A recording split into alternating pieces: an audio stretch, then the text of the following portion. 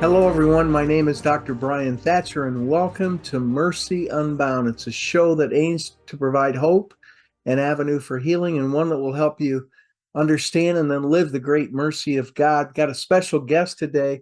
Mr. Jeffrey Trissell is an attorney. We're going to step out into an arena that haven't really done before in the legal field, but I thought it was so important that we discuss his tremendous book he's written on unlocking the churches, the legal victory against California's pandemic era religious discrimination. And I've got another book sitting over there, The Global War on Christians. And man, it just seems like we're under attack. I want to tell you a little bit of Mr. Trissell's story. He was a key figure against California Governor Newsom's church closure orders during the pandemic. He was a key figure, and the team's effort ultimately resulted in the only two successful victories in the lower courts, 3 trips to the U.S. Supreme Court, and a permanent injunction against the governor in the state of California. He's a member of the National Pro Bono Public Law firm, the Thomas More Society. I had tried a couple years ago to get some members of the Thomas More Society on the air. Just didn't work out scheduling, but I hope maybe you can help me on that, and just love to hear sometime what some of the most favorite cases of some of these attorneys that they've been involved with, because I think they make great stories in their battle, in your battle, in our battle to keep these guys more straight. A faith worth dying is a faith worth living for. So we're going to discuss his book. The book's available at crisismagazine.com, sophiainstitute.com, and please get it. It's a very, very good read. So welcome, Mr. Trissell, to Mercy Unbound. Thank you. Thank you for having me. Um, it's really a great joy for me to have you. As I read the book, you put a lot of work into it. You sacrificed a year or so of your life combating this legal battle. And doesn't religious freedom rank as like the top right and reserve top ranking in our American constitutional scheme?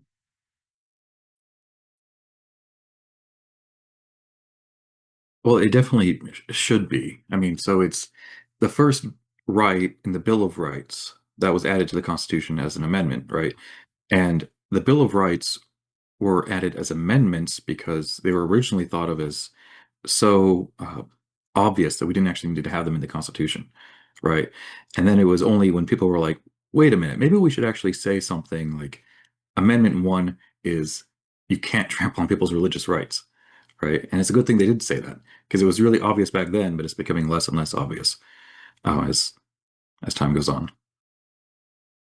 Now, even in my own mind, part of my acceptance or rationalization of maybe why early on it was okay to do what they did, because the COVID epidemic was such an unknown entity. There was no science to back it up on. And yet, as time went on, they actually went against the science, it seemed to me. Explain to us, Governor Newsom went into early on the terms essential and non-essential. What was that all about? So I think I approach it similarly to you, right? In the sense of, as a devout Catholic, I try to be a person of good faith, try to follow our government leaders and our bishops who are leading us down what they think is the best thing to do. And it was actually quite surprising to me how quickly I realized that there's a lot of things happening that have very different ways of thinking of the world than I do, right? Very different approaches, right? So even the essential, non-essential list, right? So at the very beginning, if you recall, we essentially had a federal critical infrastructure list, which was industries that the federal government thought should be allowed to stay open because we absolutely need them. Hospitals, food delivery systems, we need those to live, right? and churches were not included in that list. Now, obviously, as people of faith, churches are actually more important than really anything else, right? Like more important. I mean, I could see how you need food, but like in terms of like pretty much, but even then, it's pretty much in my mind should be viewed equally to you need your food, you need your spiritual food. But at the beginning, I think a lot of Catholics, myself included, basically said, okay, like if our bishops say it's okay, then it's okay with me. Um, but it wasn't, and this was, mid-March when in California had our first lockdown. And then by the end of April, a month and a half later, or really mid-April, Governor Newsom started announcing his plans to reopen. And at that point, it became clear that it wasn't just that he was going to treat religion and worship not equal to the absolutely necessary food, healthcare stuff, but actually not give it any preference or priority. And so in his mind, large gatherings of people in a church for an hour is one of the most risky things. And so it's going to go to the very, very bottom of the list and not be allowed to reopen for months and months and months. And at that point, it was like, okay, well, we setting aside the objective scientific stuff regarding whether attending church is more dangerous or not. We'll submit our scientists and we'll refute that. But even the fact that you're approaching it without giving worship any preference because it's a constitutionally protected activity, that was frustrating. And one of the key things that motivated the attorneys in my firm to huddle around and say, do we need to file a lawsuit? Do we need to push back? Because it seemed like obviously just the way I view the world, right? The way I view the world as a Catholic is that you got to put church at the very front of your life. And the secular bureaucrats in California were just didn't see the world that way at all, right? Which is perhaps not surprising. What are some examples of what he would call essential versus the church and the non-essential?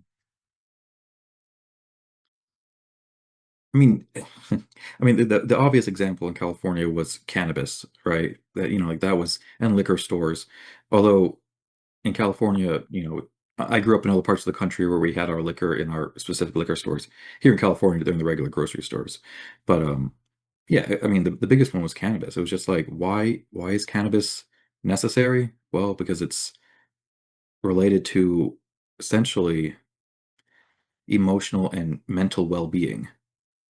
And okay, worship is more important than emotional and mental well-being, but it's also pretty relevant to emotional and mental well-being, right? For me personally, I look forward to Sunday, Yeah. right? That's not why, but it seemed, and it just seemed inconsistent. Very arbitrary. It seemed, and it was almost like they were anti-church.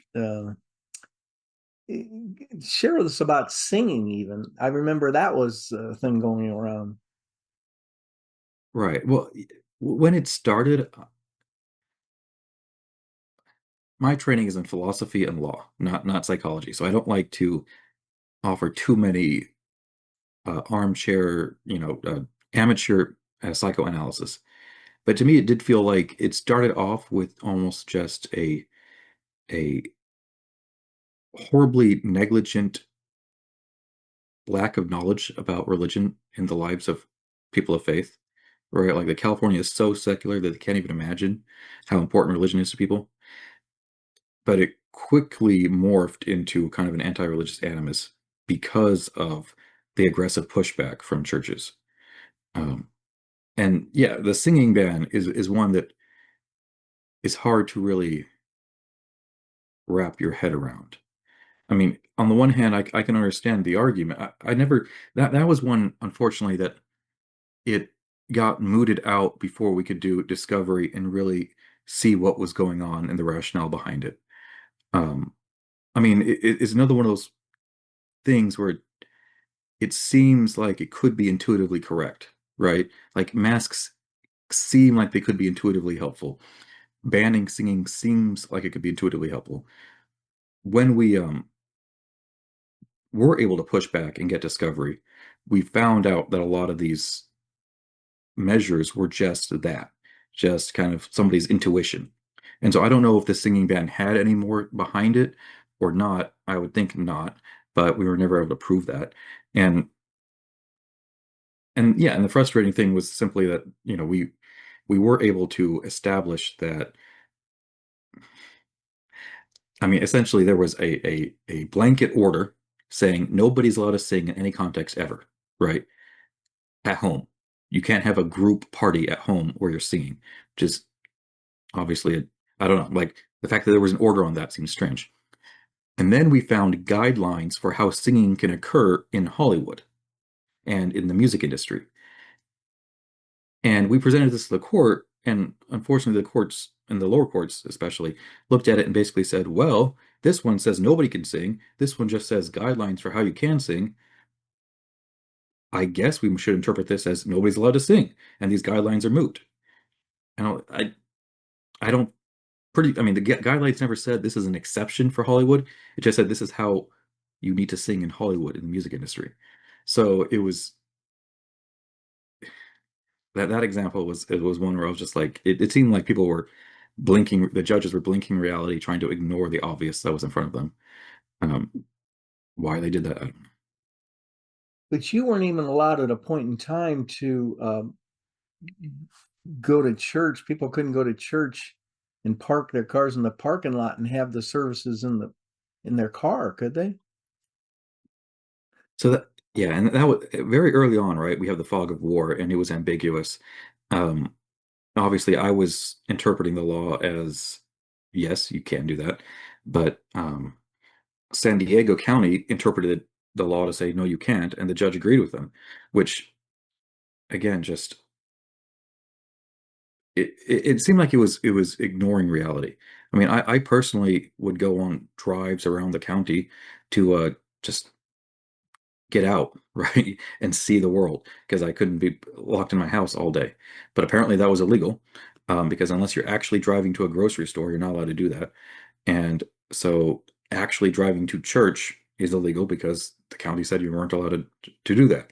Even if you drove to church, park in the parking lot, and let's turn on um, your radio to listen to the sermon, right? Like, I guess I didn't know that was illegal when I was driving around. Help me out here.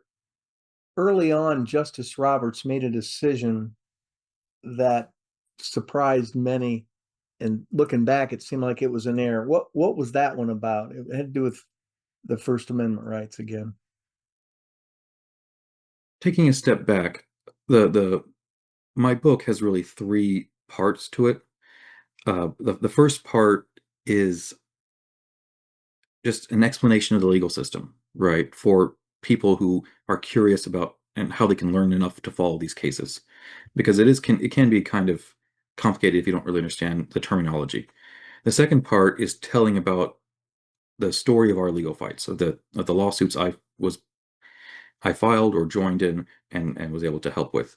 And then the third part is kind of a spiritual commentary on what we can draw from the pandemic.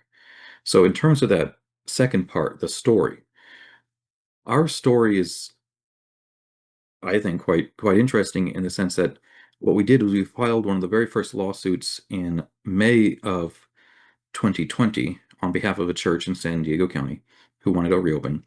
And 3 weeks later, using emergency procedures, we got a ruling from the U.S. Supreme Court, which I have cases that have been going on for 7 years that are just now getting teed up to go to the U.S. Supreme Court. So 3 weeks was quite impressive. And we got a 5-4 loss, which obviously a loss was very devastating. Um, but the fact that we had four justices on our side was also um, at least a little bit uh, and heart a little bit nice. But because of that loss, we then had 6 months of when essentially governments had carte blanche, um, and my firm had to figure out how to reverse it. And the next time we got to the U.S. Supreme Court, we got a reversal of that prior one, 6-3. So we did undo the damage we caused, but that first ruling was devastating, And yeah, it was primarily Chief Justice John Roberts who decided to join with the liberal bloc and rule against us on, I think it was May 29th, 2020. So it was pretty early on in the pandemic, and I think he just, well, I don't know. It's hard to really understand what he was thinking, but I do think a lot of people by that at that point were still wary of what the pandemic really means in terms of lives lost. Um, and he probably just wasn't as suspicious of the government as he should have been. Now the 5-4 and then changing to 6-3, was that because they changed their mind, or was that because the people on the court changed? A little bit of both. So the the main the main reason was because Justice Ginsburg passed away and Justice Barrett joined the court. And then when she joined the court, her first vote was in a case called Roman Catholic Diocese of Brooklyn v. Cuomo, which was, as a Catholic, I'm proud to say that that was the first time a Catholic diocese had stood up and got a ruling in their favor in the pandemic. And her first written opinion was in my case, the case we call South Bay 2. South Bay 1 was our loss, and South Bay 2 was our victory. But by deciding that she was going to join the conservatives in voting to strike down the restrictions on churches, she also got Justice Roberts to change his mind and join with her, which so that way it became 6-3 again. And I think hopefully by that time he just kind of realized that his initial vote was an error, that it had caused a lot of damage in the intervening 6 months. Now, the one another issue, which I don't know how much you were a part of, but here in Florida, they kept the schools open. California, you shut them down. That eventually, as time went on, it seemed that did a lot more harm than good by closing the schools. And I'm thinking of the mental health of the students, the psyche, the learning chances, and things like that. But do you think people were coming to realize as time went on that these people were not following science, because the science showed that students and young kids were not high risk for getting it?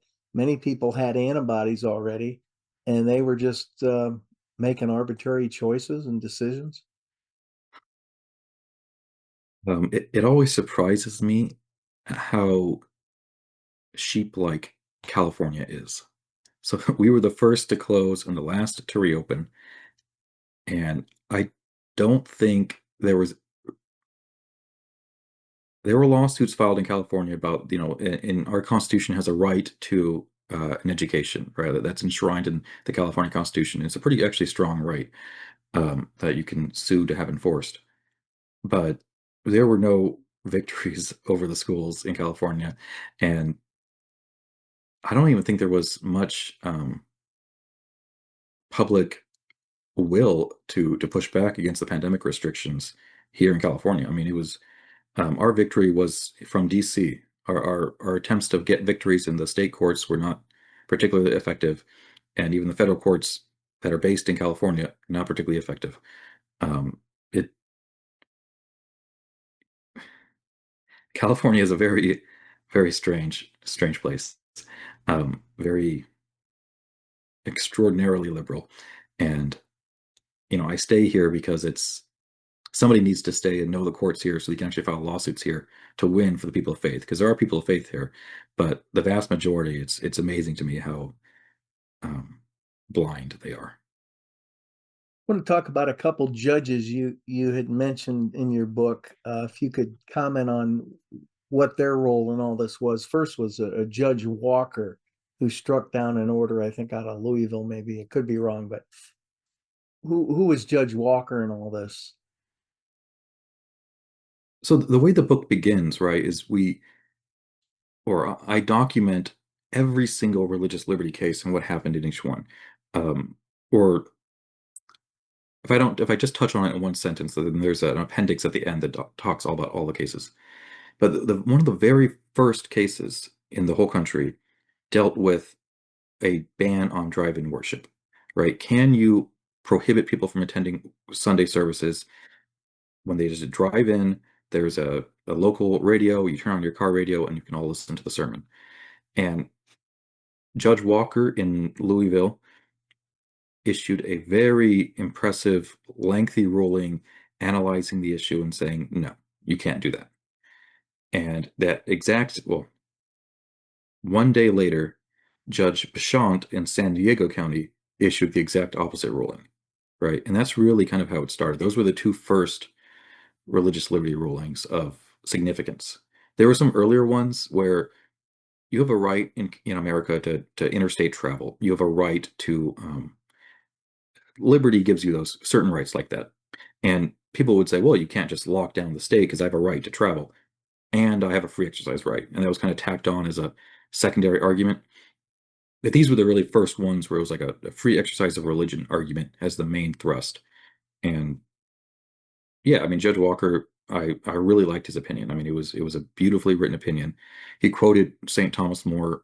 Well, he quoted the A Man for All Seasons play about St. Thomas More, but it showed he really knew what he was thinking about, and what he knew what he understood what he was writing about and how important it was. Let's go back a little bit. Can you tell us who St. Thomas More was? And that's the name of the pro bono legal group for which you uh, assist in. How does that all play out? Who's St. Thomas More for our viewers or watching reviews? Right. Thomas More was the Chancellor of England during the reign of Henry VIII. So he started off as a private litigator, like I am, just working in private practice, doing his best for his clients. But he decided to enter government service because, frankly, he was one of the best lawyers in the realm, and he was afraid of doing that. He thought it was a very risky proposition because politics can get you very, very dirty, which is partly the reason why I left DC and went to San Diego. Was I thought for my own soul it might be good to just flee the swamp. And he was right. He got into government service. Henry VIII broke with Rome, and he ended up losing his head. So as the chancellor, he was essentially um, the Secretary of State and the Chief Justice on the Supreme Court, like one of the most powerful people in England. And even when he basically said, let me just retire, I'll return to my country home, far from politics. He was such an important person that the fact that he wasn't endorsing Henry VIII's break with Rome and divorce and remarriage, um, he had to lose his head. Right. Now, thank you for sharing that. I want to make sure we got that in. I want to get back to a question on the non-essential and essential, because when we think of the church, spiritual healing, the mental health at the time of people was going downhill. And yet an essential service was tattoo parlors and non-essential was the church. And again, all arbitrary. And any thoughts again on that? Um,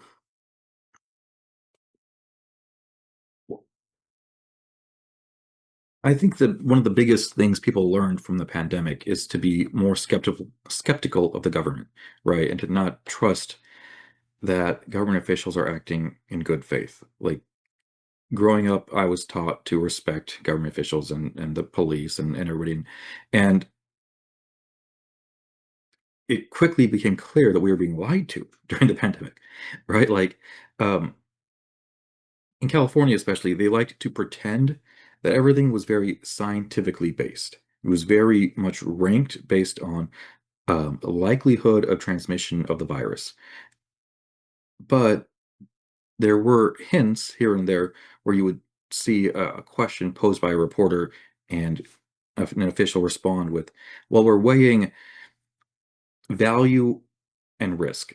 So risk in terms of like how likely you are to get the the virus in this context versus value of the activity. And I was like, well, that should have been obvious that's what they were doing. And so tattoo parlors, right? In California, we have very strong case law saying that um, tattooing is art, and art is speech, and speech is protected by the First Amendment, right? And so then you get down to, okay, so it's constitutionally protected activity, which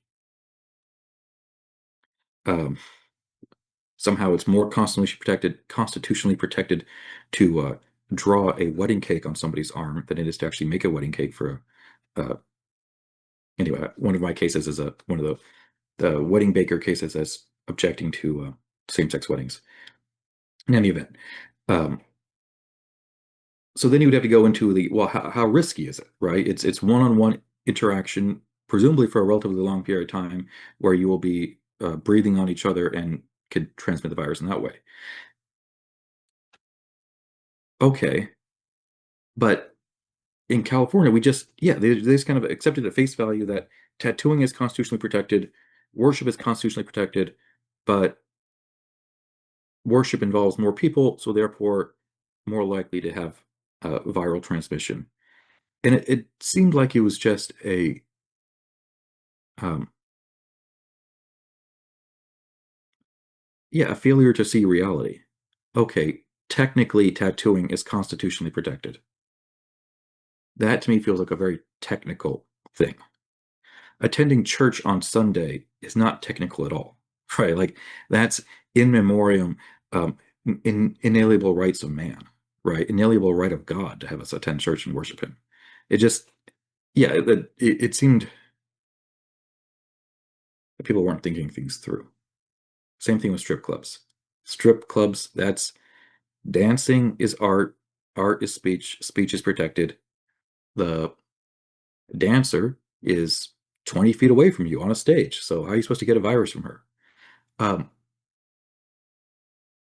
but really, like that's constitutionally protected, and worship is also, but we're just going to treat them the same.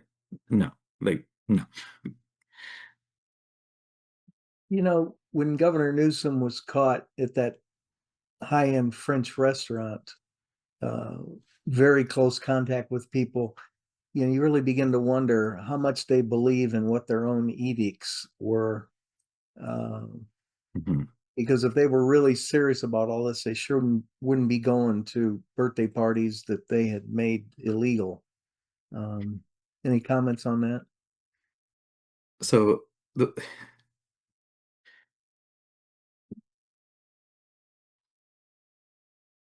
yes, I agree that it was definitely hypocritical, and it's more than that, right? So it wasn't just that it was illegal. It was California Governor Newsom had basically said, we're going to do a lot of things outside where the sunshine, it's beautiful here all the time. It's a golden state.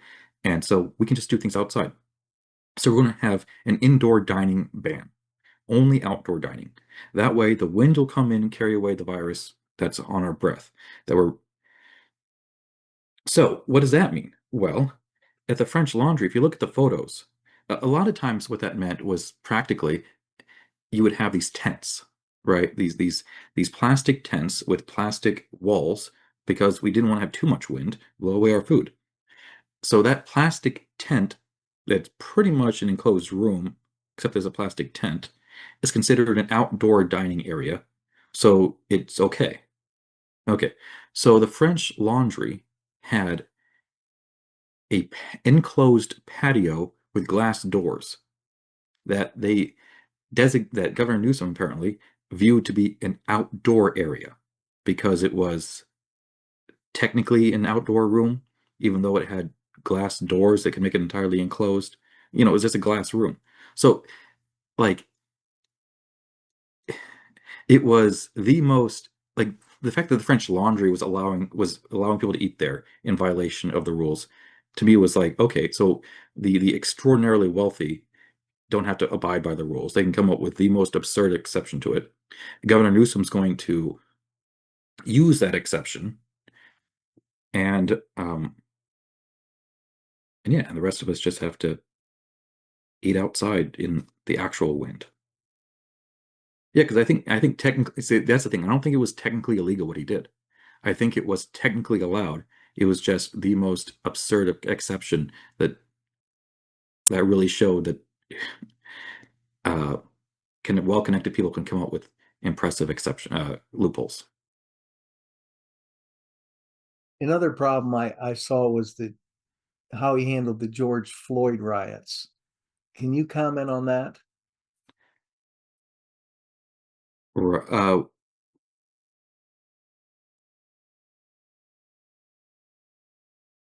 like I was saying earlier, California is loath to give religion any special treatment or to even acknowledge that it should get special treatment.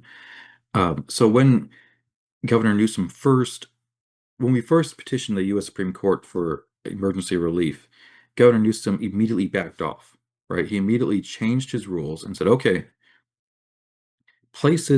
people are allowed, well, an essential activity now is attending a protest, a public protest, or a worship service, right? So we had to be lumped together if there's no more than 100 people in attendance. And there weren't any significant protests at that time. So it seemed like it was pretty obvious that he had to lump us in with protests because um, he didn't want to look like he was backing off just for churches. And then the next day, the George Floyd protests erupted, right? And so then we had hundreds of thousands of people in the streets protesting, and all of those protests were technically illegal at that time, right? They were blatantly illegal. Because just the day before, Governor Newsom had issued an order saying no more than 100 people. But of course, nobody was arrested for any of that. And Governor Newsom actually promoted the protests on Twitter, talking about how important they were.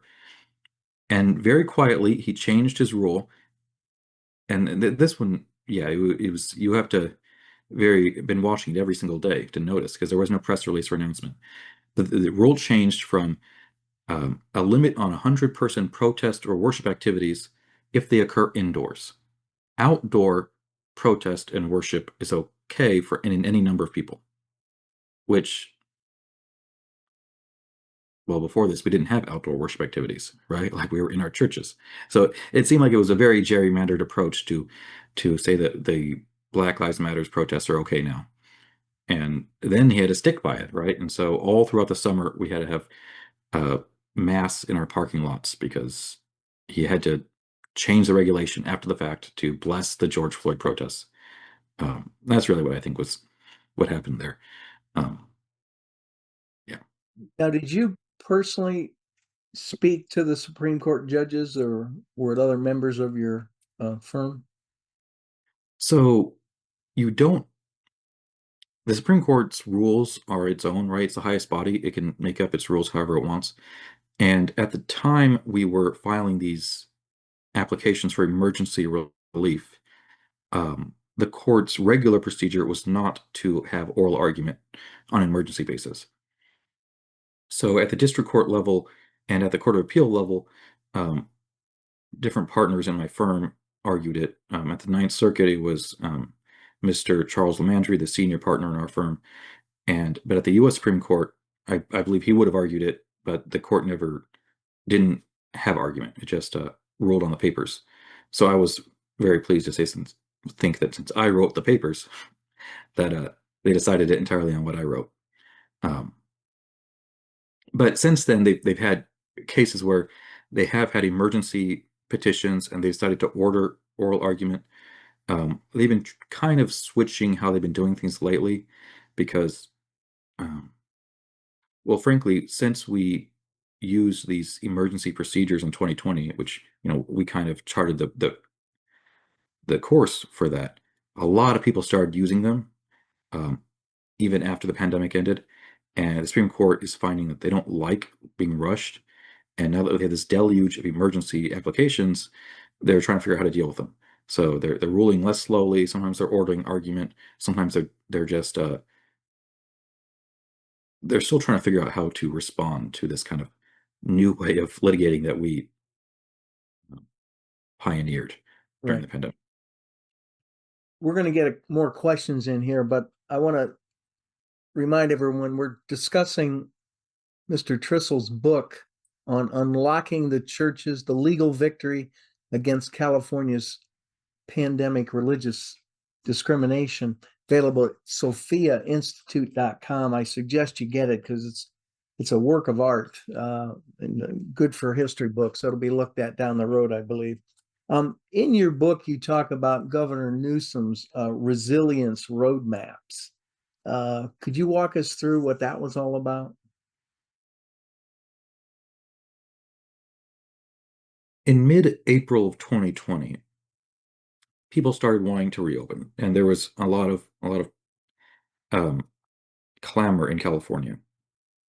And so the public health officials at the state level came up with what they called the resilience roadmap, which was a 4-stage plan to reopen, with stage 1 being the lockdown as it then existed, right? The near total lockdown.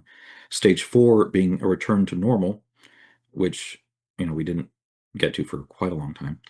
And stages 2 and 3 were kind of intermediary things, where stage 2 would be lower risk places like one-on-one interactions could open, and then higher risk places with groups of people could open. And he kept saying in mid-April that stage 2 was weeks away and stage 3 is months away. And churches were relegated to stage 3, so we wouldn't be able to open for many, many months. Now, we never actually enforced or applied the resilience roadmap in a meaningful way. They came up with these plans, but then they quickly had to change because they just weren't working in real life. The stage 2 quickly became stage 2A and 2B because restaurants were lobbying that they needed to open because they were going bankrupt. And I think that's one of my saddest memories of the pandemic is some of my favorite restaurants going bankrupt and never reopening. um, I still think about them. Uh, and so stage 2 became stage 2A and 2B. And then the main people in stage 3 were the churches, and he was forced to reopen them because of the lawsuits. And so that the resilience roadmap quickly fell apart and he had to replace it with what then he called the blueprint, right? So instead of the roadmap, the blueprint. Um, and then that one was imposed in, I think, August of 2020, and it was just a whole different way of how we going to reopen. But again, the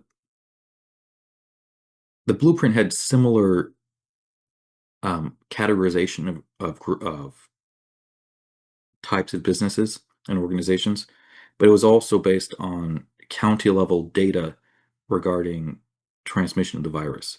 And so it was one of those things where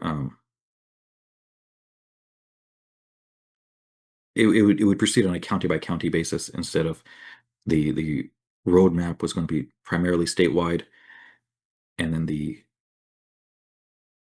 but it also didn't really get the blueprint had color coded tiers, right? It was purple, red, orange, and green, but we were almost always in the purple tier throughout all of California, all the counties. It was like a few rural counties were ever gotten to orange, so it was kind of like just a perpetual lockdown again for until spring of 2021. As time went on, I think, as you mentioned, people lost confidence in the government. A couple factors, if you could comment on, it seemed that they were overestimating the deaths from COVID because just because you had COVID or may have had antibodies to COVID, that doesn't mean you died when you may have died from, a heart attack. And secondly, as you mentioned, a lot of people had natural immunity, asymptomatic infection, and there were many people of that, so they didn't need lockdown. So it seemed like as time went on, people began to wake up and say, "Hey, this isn't adding up." Your thoughts on that? So I did hire some of the best scientists I could find to join my lawsuits like Jay Bhattacharya, right, from Stanford, who's now in the federal government. And, they put forth really compelling arguments regarding natural immunity and how prevalent it was, and studies in the, like random studies, sampling of people in the community to see how many people actually had natural immunity. And I've always been very suspicious of the science because I trusted these people. But personally, like, science and math is not my thing. Statistics completely boggle me. Um, Philosophy and law is my thing. So I really can't speak to the science beyond that. People I trust seem to view it a lot as hooey. And then in terms of how people actually interact, yeah, the incentive, or how people actually act, the incentive was the more COVID positive um, tests you have, the more federal funding you're going to get as a state. And it's like, well, or as a hospital. Then of course that's going to push up the number of COVID positive. I mean, like by anybody can tell you that, right? Like that's pretty obvious. Um, and so, like, in the one example that I found to be most silly, and I think probably pretty famous, was a motorcycle crash. Man unfortunately died, and he tested positive for COVID at the hospital. And they said, well, maybe he crashed because he wasn't feeling well because he had COVID. It's like, or maybe it was a motorcycle crash, right? Like, you know, but if we say it was COVID, then we can get, up our statistics and get more funding. So let's count it as COVID. Um, yeah. And then, yeah, personally, I tried really hard at the beginning of the pandemic to be in good faith, to lock down, like, I think a lot of families, I have way too many canned foods in my pantry that I haven't eaten in forever. So we could eat down our pantry for a while. And um, I have an hour commute each way when I actually go into the office. So staying home was great. I reread spiritual classics. I did my best to view it as a Lent. And then by the summer, it was like, I don't care. Like, I'm not obeying any of this stuff because it's all junk. I'm gonna do whatever I want. Um, at least that's how I approached it. Looking back on all this, what do you have any comments for our viewers or listeners before we wrap up today's show? I waited to publish the book for 5 years. I mean, a lot of it was based on research and writing I did during the pandemic.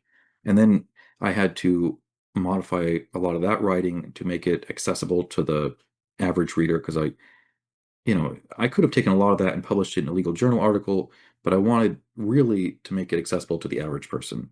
And then I waited because I think for, 2, 3, 4 years after the pandemic, we were all tired of thinking about it and wanted to move on. And then at a certain point, well, okay, now we can, with 5 years of hindsight, we can think about what lessons to be drawn from it. And I think the lesson to be drawn now is that it was actually quite good for our national psyche, in the sense that it woke us up. It woke us up to the um, grossly negligent, recklessly indifferent uh, response of government officials to religion, and how we needed to push back and uh, bring religion back in public life. And so I attribute our um, I don't know. It feels like there's a to me, personally, it feels like there's a tone shift in the world with the Trump presidency, the majority of conservative justices on the Supreme Court, the new papacy, and that we should be optimistic, and that we should look back to the pandemic both as, a warning to not let things happen in the future similarly, but also as motivation for us to push forward now. This past Supreme Court term, we had a few rocky years. Last term, um, we didn't get the rulings we were wanting. This term, we got some pretty very good rulings from the U.S. Supreme Court, and I think that's um, optimistic looking forward in terms of more favorable protection for religious liberty, more willingness to bring it into the public sphere, to normalize it and say, yes, I actually do think that it's the most important thing in my life, in the world. I have actual moral duties to God to worship Him. I'm not, and I'm a pretty average person, right? I'm not a complete right-wing crazy person. I actually believe this way of viewing the world is correct. And you can believe the frankly absurd view that there is nothing and no reason for anything, but you can't push me to the sideline and view yours as the inherently reasonable one. That's the only one that's going to be accepted in mainstream America. That's just not going to happen, and it won't happen if we push back. Well, I want to thank you for your dedication and hard work. You really have to wonder if it weren't for groups like the Thomas More Legal Society taking up these cases, who would take them up? And such an important role that they played over the years in the pro-life arena as well. And Mr. Trissell, I want to thank you for joining me today for Mercy Unbound. Again, people, get the book, Unlocking the Churches, the Legal Victory Against California's Pandemic Area Religious Discrimination at sophiainstitute.com. And, I sure hope our paths cross again down the road and we can get you back and you can continue to share with us some of the great things you're doing to uphold the Constitution. So, people, I hope you enjoyed the show. Please share, subscribe, get the book, and I look forward to seeing you next time for Mercy Unbound. Please subscribe to our YouTube channel for the video portion. The podcast can be heard at anchor.fm/drbryan, Bryan Thatcher, Thatcher, and on all the major podcast forums. I would love to speak at your church or conference, and please consider supporting our efforts to spread the truth to a hurting world. Thank you again. And for more information, go to the website at drbryanthatcher.com.